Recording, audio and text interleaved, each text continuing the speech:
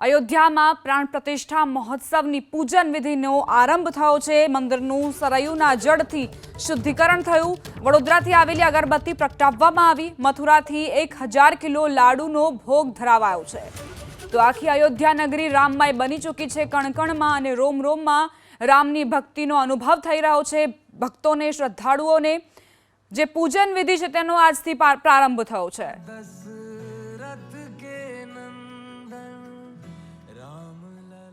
तो अवसरे मुरारी बापू साथे एक्सक्लूसिव बातचीतना अंशो जोईशुं।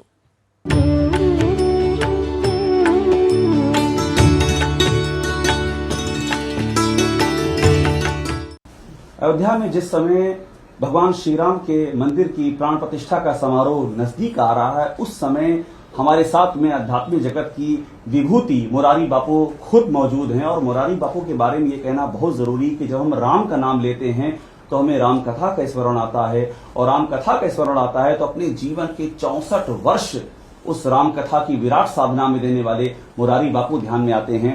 बापू इस समय हमारे साथ उपस्थित हैं और बापू का चेहरा बता रहा है कि बापू की खुशी का ठिकाना नहीं है। बापू, आपसे सबसे पहले मैं ये कहूंगा कि आप प्रभु श्री राम के अनन्य भक्त हैं, और मेरे लिए अच्छी बात यह है कि आप साहित्य के अध्येता हैं। आपको मैंने जितना सुना है उसमें साहित्य को मैंने बहुत ही गुना है। तो शमशी मिनाई लिख गए हैं कि मैं राम पर लिखूं, मेरी हिम्मत नहीं है कुछ, तुलसी ने वाल्मीकि ने छोड़ा नहीं है कुछ। अच्छा, बहुत अच्छा। तो फिर भी मैं कोशिश करता हूं कि मैं राम पर आपसे पूछूं, और पहले ये पूछूंगा बापू कि आपके हृदय में क्या चल रहा है। भगवान श्री राम की प्राण प्रतिष्ठा का दिवस नजदीक आ गया है। आपने 64 वर्ष की अनन्य साधना की है। प्रभु श्री राम की कथा को आपने देश नहीं दुनिया के कोने कोने में पहुंचाया है। तो आपकी भावना क्या है जब ये समय नजदीक आ रहा है, जब 22 तारीख नजदीक आ रही है? मेरे हृदय में धमनी और शिरा जो नसें होती हैं हमारी बॉडी में, उसमें लहू शुद्ध होता है, फिर वो होता है जो लहू पोछ। मेरे इन दिनों में विशेष रूप में मेरे हृदय में लहू और ये शारीरिक धड़कन नहीं है। एक प्रसन्नता, एक अजीब सी प्रसन्नता और एक अलौकिक आनंद की लहर जाती है, निकलती है, जाती है, निकलती है। तो मैं इन दिनों में, देखो, ये मैं मानस वनवास कथा कर रहा हूँ, ये सहज प्रसंग यहाँ उठा है। तो अब ये 9 दिन के वनवास के बाद हम राम का दर्शन करेंगे। साक्षात राम अयोध्या में विराजमान हो।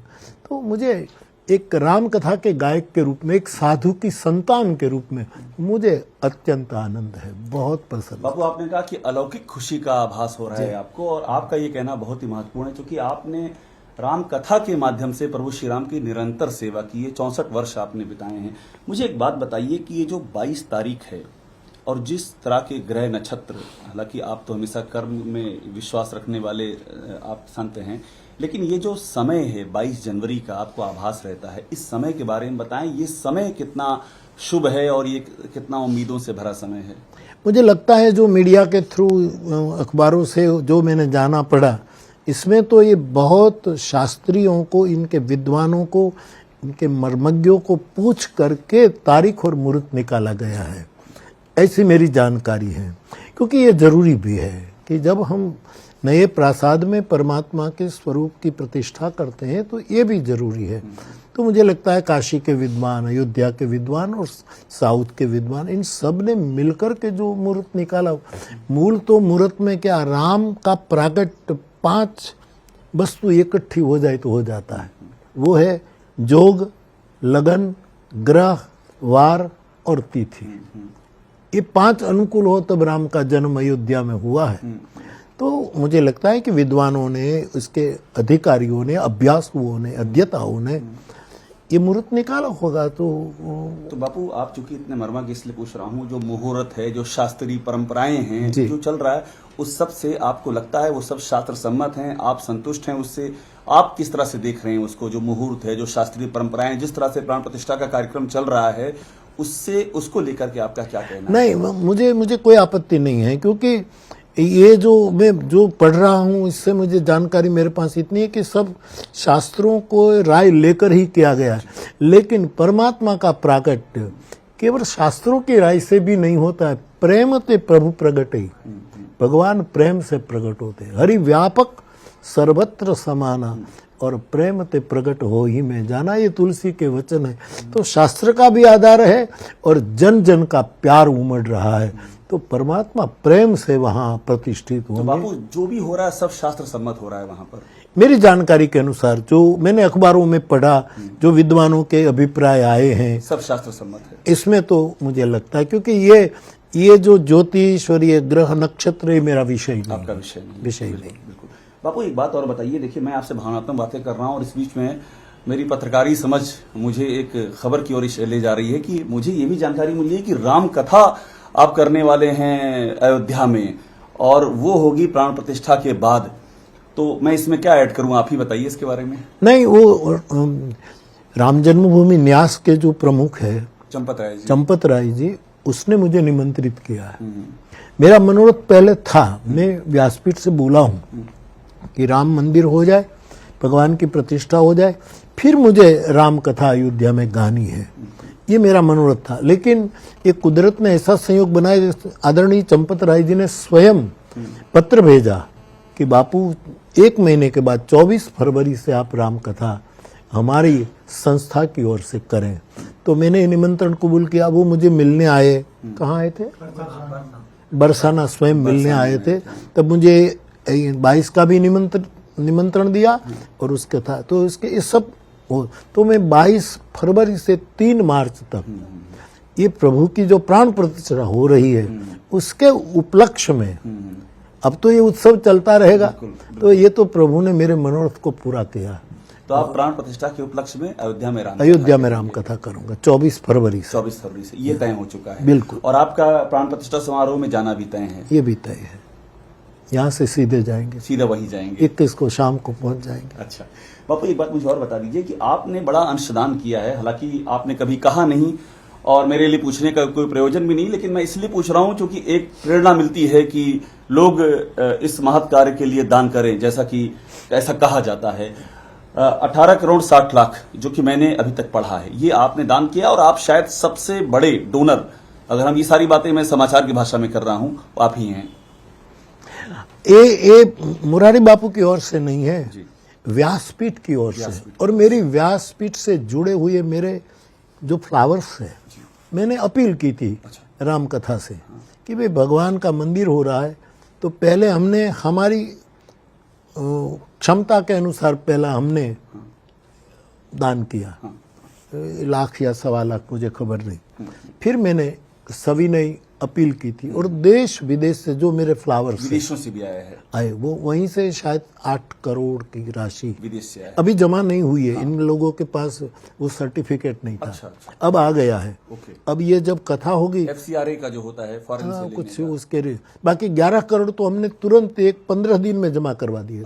जब मैंने घोषणा की तो करीब करीब आपकी जानकारी ठीक है, 18 करोड़ 18, यस। और ये पूरा जो बाकी है वो मैं जब कथा करने जाऊंगा तब ये विदेश से आएंगे और चेक हम दे देंगे। मतलब 11 करोड़ के बाद का जो हिस्सा आप जब कथा करने जाएंगे उस समय वो भी आप तो सौंपेंगे, पूरा राशि पूरी हो जाएगी। वो पूरी हो जाएगी। जी जी। ये एक बड़ा सहयोग आपकी नहीं, ओर ये से तो रहेगा। मेरे जो श्रोता है इन लोगों ने इकट्ठा करके दे दिया और ये एक अंजलि है, रुपया पैसा का कोई नहीं। ये वहाँ रुपया नहीं दिया जा रहा है, हृदय दिया जा रहा है। बाबू देखिए, आपने हृदय की बात कही, मैं बार बार हृदय से चलते हुए मस्तिष्क की ओर चला जाता हूं। अब मस्तिष्क की ओर मैं इसलिए आ रहा हूं कि आप जा रहे हैं, तमाम विभूतियां वहां पर आ रही हैं, मगर एक जो वहां पर एक सवाल प्रश्न खड़ा हो गया है, शंकराचार्य, उन्होंने कहा वो नहीं आ रहे हैं, 2 ऐसे शंकराचार्य जो नहीं आ रहे हैं। मुरारी बापू, आपकी क्या राय है इस पर? अब उसके मन में क्या है वो जाने, वो जगत गुरु है, हमारे आराध्य है, शंकराचार्य। लेकिन मैं इतना ही, मैं तो एक सनातन धर्म का बालक के रूप में इतना कह दूं कि इस पावन प्रसंग पर सभी गुरुजनों का, विशिष्ट महापुरुषों का आशीर्वाद होना चाहिए। वो आए ना आए, वो उसके क्या विचार है वो जाने, लेकिन कम से कम आना चाहिए, उसके आशीर्वाद बरसने चाहिए। आए ना आए, आशीर्वाद तो बिना पैर भी जा सकता है, बिना जुबा भी जा सकता है, वो तो दिल की बातें हैं। आप ये कह रहे हैं कि आशीर्वाद अपना इस कार्यक्रम में सबको देना चाहिए, वो आए या ना आए, वो आना ना आना उसके विचारों वो से, उनके ऊपर है। लेकिन राम मंदिर के लिए किसको विरोध हो, उसकी शुभकामना तो होगी और आशीर्वाद तो देना चाहिए कि ये सब ठीक रहे। शुभकामना और आशीर्वाद देना चाहिए। बापू मुझे एक बात और बताइए, और आप चूंकि भाव जगत की बातें करते हैं, आप कर्मकांड की जो प्रक्रिया है उससे अलग बातें आप करते हैं, मैंने अक्सर देखा है। ये जो एक बात बापू कही जा रही है आप बेहतर बता पाएंगे, और आप जब बताएंगे तो उससे भी एक भ्रांति दूर होगी। जो कहा जा रहा है कि मंदिर पूर्ण नहीं हुआ है और प्राण प्रतिष्ठा हो रही है, वो भी वो सोमपुरा का विषय है, वास्तुशास्त्र का विषय है, और ये महापुरुष ही इनको निर्णय कर सकते, उसका जवाब वो ही सही दे सकते। मुझे और किसी से कोई ताल्लुक नहीं, मुझे राम से नाता है और मेरा राम वहां विराजमान हो और मेरी आंखें उसकी आरती उतारेगी। तो राम जहां विराजमान है वहां उनकी प्रतिष्ठा हो सकती है, उसमें कुछ आड़े नहीं आता है। मानस की ये चौपाई है कि अवध तहां जहां राम निवासु, जहां राम बैठता है वो ये अयोध्या है। तो ये मंदिर पूरा नहीं हुआ है क्या, इसमें मैं नहीं जा सकता क्योंकि मेरी उसमें कोई जानकारी नहीं है। मुझे तो केंद्र में राम को देखकर जा रहा हूं कि मेरा ठाकुर, ये विश्वव्यापक ब्रह्म जो है राम, वो विराज। तो आपके लिए इतना ही महत्वपूर्ण है कि वहां केंद्र में राम है, राम ही होना चाहिए। किसी बात से आपको कोई प्रयोजन बिल्कुल नहीं, किसी को भी नहीं होना चाहिए। राम साध्य है, राम साधन नहीं है। आपने एक बड़ा हमको एक लकीर आपने खींच दी कि राम साध्य है, तो साधन की चिंता नहीं करनी चाहिए, साध्य की ओर देखना चाहिए। राम साध्य, उसको पाना है, उसको वो साधन नहीं है कि उसके द्वारा हम कुछ और पाए। राम साध्य है, हमारा अंतिम लक्ष्य है। आपने राम को साध्य कहा, मुझे मैथिली शरण गुप्त याद आ गए कि राम तुम्हारा चरित स्वयं ही काव्य है, कोई भी कवि बन जाए सहज संभाव्य है। तो कोई भी राम के नाम पे कवि बन सकता है। हाँ, और बाबू आप एक बात और मैं कहूंगा कि आप जो है, आपकी जो धारणा है उसमें राम सबके हैं, आप किसी धर्म पंथ इनको भी उस आड़े में नहीं आते हैं। जैसे कि बहुत सारे हम देख रहे हैं कि जो मुस्लिम हैं, राम भक्त हैं, वो भी आ रहे हैं। जो 125 संत परंपरा है, अलग अलग परंपरा, अलग अलग शास्त्र सम्मत लोग सब आ रहे हैं। इस पर आप बताइए, आप जो कहते हैं कि राम सबके हैं, वो कोई एक वर्ण नहीं है, वो कोई एक गोत्र नहीं है, वो कोई एक जाति और कोई एक धर्म भी नहीं है, जो हिंदू धर्म का नहीं भी है उसके भी राम हैं। बिल्कुल ठीक है। देखो, ये आकाश कोई मजहब का है कि हिंदुओं का ही है, सनातनियों का ही है, दूसरों का नहीं। आकाश सबका है। राम आकाश है, गगन सदृशम आकाश है, तो आकाश तो सबका है। कोई राम की निंदा करे तो भी आकाश उसको छांव दे रहा है, कोई आरती उतारे तो भी आकाश उसको छांव दे रहा है। तो राम इतने व्यापक है कि सबके, उसको छोटा नहीं करना चाहिए। किसी को भी राम को छोटा करने का प्रयत्न अपराध है। राम को छोटा करने का प्रयत्न अपराध है। वो इतना विशाल है, परम व्यापक है। राम ब्रह्म व्यापक, उसको हम छोटा इस एक फ्रेम में क्यों मटे? सबके है। वो मुस्लिम है तो उसके भी राम है, वो माने न माने राम उसके हैं, सबके राम है। हमारा राम सबका राम है, छोटा नहीं है। हमारा राम सबका राम है। आकाश भी उसके आगे छोटा है जी। तो उसको हम संकीर्ण नहीं कर सकते, एक छोटी फ्रेम में बढ़ नहीं सकते। बिल्कुल बापू, इसी पे मुझे याद आ रहा है जो अल्लामा इकबाल ने कहा था, है राम के वजूद पर हिंदोस्ता को नाज, अहले नजर समझते हैं उनको इमाम हिंद, हिंद का इमाम कहा है राम को। अब इससे मैं आपके अगले सवाल पे आता हूं बापू, कि आपने कहा कि राम सबके हैं, आपको क्या इस बात का दुख होता है, तकलीफ होता है जब राजनीति उनको अलग खांचे में आकर के देखती है? एक हिस्सा है जो नहीं आता है, ये सोच करके नहीं आता है कि ये राम तो फलाना पार्टी के हैं, फलाना संगठन के हैं, तो इससे आपको तकलीफ होती है? नहीं, मेरा एक ही जवाब है कि राम साधन नहीं है, साध्य है। बापू आपने एक वाक्य में कह के मौन हो गए आप, इस पर तो मैं और सुनना चाहता हूं आपको। बस इसमें आगे आप समझदार है, समझ गए, दिल की बात भी समझ रहे, दिमाग की बात भी समझ रहे, फिर क्या कहना। और तीसरी बात तो कुछ बीच में आती नहीं जी। मगर बापू एक आपकी ओर से कोई संदेश, में किसी पार्टी का नाम नहीं लूंगा, मैं एक सिर्फ राजनीति को, अगर मैं मानता हूं राजनीति एक जातिवाचक संज्ञा है, अगर एक विशेषण ले लें राजनीति को, तो राजनीति के लिए आपका कोई संदेश है प्रभु श्री राम के नाम पर?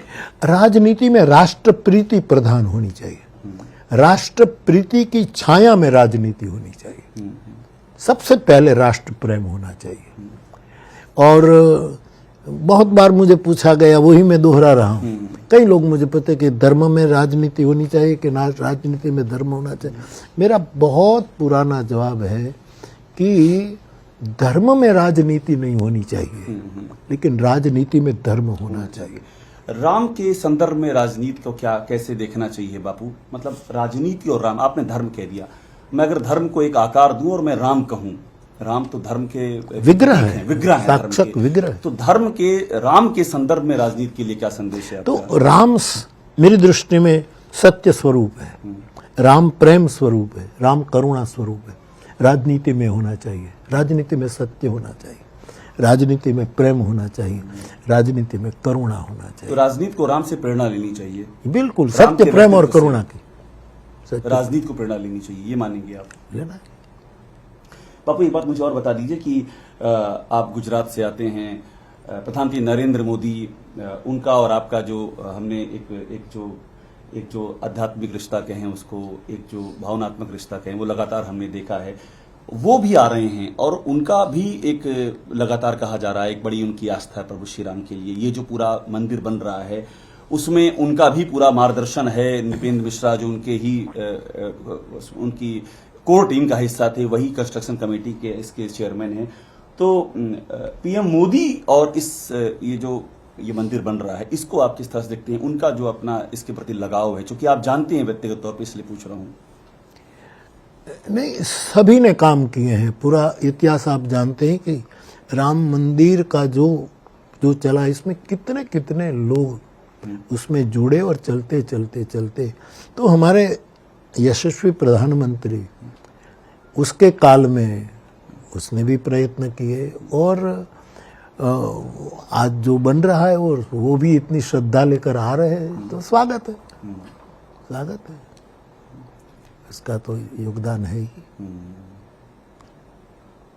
और पूरे राष्ट्र की ओर से वो यजमान बने हैं। खुद ने कहा कि पूरे राष्ट्र 140 करोड़ जनसंख्या का प्रतिनिधि बनकर, इन सबको लेकर के मैं यजमान बनकर के, मेरा ये सद्भाग्य, ऐसा मैंने सुना कि मेरा सद्भाग्य है कि मैं आपने ये भी कहा कि मैं इसके लिए जो संयम नियम व्रत करना पड़ेगा वो भी मैं करूंगा। तो अच्छी बात है, देश का एक प्रतिनिधि के रूप में कर रहे हैं, तो बापू स्वागत। आखिर में आपसे भी पूछ लूं मैं कि राम राज्य की जो परिकल्पना है और अभी जो प्रभु श्री राम की प्राण प्रतिष्ठा हो रही है, क्या आपको लगता है कि राम राज्य जैसी परिकल्पना वो भी साकार हो सकती है? कुछ उसकी भी आपको संभावनाएं दिखती हैं, या वो सिर्फ एक आध्यात्मिक परिकल्पना लगती है जिसका कि यथार्थ से अभी आज के हालातों में कोई ताल्लुक? देखो, मेरा एक स्पष्ट, मैं आपको प्रमाण नहीं दे सकता, कोई बौद्धिक प्रमाण नहीं। मेरी आत्मा की प्रवृत्ति कहती है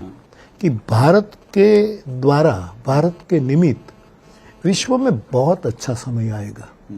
उसको फिर राम राज्य कह दो, प्रेम राज्य कह दो, जो नाम देना चाहो। ये भारत के निमित्त आएगा, मतलब भारत इसके केंद्र में होगा? भारत केंद्र में होगा। हमने इतनी सालों से कथा गाई है, उसका कुछ परिणाम तो आएगा। 64 साल पूरी जिंदगी दे दी है गाते, किसी से कुछ लिया नहीं, केवल लिया तो बहुत कम लिया कि गंगा जल ला दो, रोटी पका दो, खिला दो, और कुछ लिया नहीं। तो ये सब मिलकर के ये घटना घट रही है। और मुझे लगता है कि राम मंदिर में प्रतिष्ठा होने के बाद तो राम राज्य और पूरे विश्व में शुभ होने की एक बहुत मंगल सगुन होना, ये एक नया त्रेता युग आ रहा है, नया त्रेता युग आ रहा रहा है। ये कलयुग में राम राज्य का शगुन है ये। हाँ, शगुन मेरी दृष्टि में, मेरी व्यक्तिगत, कोई स्वीकार करे न करे इससे मुझे कोई, लेकिन ये 22 तारीख से मेरी व्यक्तिगत धारणा से कलयुग में त्रेता युग शुरू हो रहा है। तो आपने ऐसी बात कह दी है कि अब जो 22 को नहीं आ पा रहे हैं, सिक्योरिटी कंसर्न है, वो तो उमड़ जाएंगे 22 के बाद आने के लिए। कलयुग में त्रेता युग का आपने शगुन की बात कही है, क्या होगा? लोग उमड़ेंगे आने के लिए, दर्शन वैसे ही लोग वैसे ही आते हैं, लेकिन लोग आपने जो बात कही है कलयुग में त्रेता युग का, ये तो बहुत ही उत्साह देने वाली बात है राम भक्तों को। ठीक है बापू, पूरी दुनिया में, अंतिम प्रश्न है, पूरी दुनिया में क्या संदेश जा रहा है? ये जो प्राण प्रतिष्ठा हो रही है, इसका पूरी दुनिया के लिए संदेश क्या है? राम पूरी दुनिया के व्यापक ब्रह्म है। तो मैं 80 साल की ओर जा रहा हूं उम्र के, 2 साल बाकी है, 80 में प्रवेश कर जाऊं। मैंने अपनी जिंदगी में किसी मंदिर में प्रभु की प्रतिष्ठा में ऐसा माहौल मैंने नहीं देखा कि जिसमें पूरा हिंदुस्तान शरीक हुआ हो, विदेश भी शरीक हुआ हो। सब मंदिर बनते हैं, सबकी आस्था है, सब प्रतिष्ठा होती, अपने अपने ढंग से सब करते हैं, लेकिन जो रूप हमारे सामने है आज, ऐसा तो हमने कभी देखा। बापू, मैं आमतौर पे अपने प्रश्नों को दोहराता नहीं हूँ, लेकिन आपने मुझे मजबूर कर दिया। मैं यहाँ थोड़ा अपने आप को रिमाइंड कर रहा हूँ। आपने बहुत बड़ी बात कह दी कि अपने जीवन में आपने ऐसा नहीं देखा है जो आप यहाँ प्राण प्रतिष्ठा समारोह में देख रहे हैं। ऐसा क्यों लगता है आपको? नहीं, वो स्पष्ट है। क्यों लगता है? ये केवल मेरी आंखें नहीं कहती, मेरी धड़कन कह रही। मेरी आंख में नंबर है, हृदय में नंबर नहीं है, वो बिल्कुल सलामत है। मेरी धड़कनें कह रही हैं कि ऐसा मैंने न देखा है, न सुना है, और इसलिए मैं पुलकित हूँ, खुश हूँ। बापू, मुझे भी लगता है कि ये आपने जो बात कह दी, इसके बाद मेरे कुछ प्रश्न बचे नहीं हैं। यहीं मैं अपने प्रश्नों को समाप्त कर देता हूँ। बहुत आपका धन्यवाद हमसे बात करने के लिए, मुरारी बापू। और बहुत बड़ी बात कह रहे हैं, और सबसे अहम बात है कि ये जो भावनात्मक चरमोत्कर्ष है राम मंदिर की प्राण प्रतिष्ठा का, जो जन भावनाएं जुड़ी हैं, जो उसका शिखर है, उस शिखर को इंगित करके ये कह रहे हैं कि ये कलयुग में त्रेता युग का शगुन है। मुरारी बापू की ये बात उस समय जब राम मंदिर की प्राण प्रतिष्ठा होने वाली है, आप यूं कह सकते हैं कि शिलालेख पर एक अमिट लकीर की तरह याद रखी जाएगी। कैमरामैन सुनील पांडे के साथ अभिषेक उपाध्याय, एबीपी न्यूज, श्रावस्ती।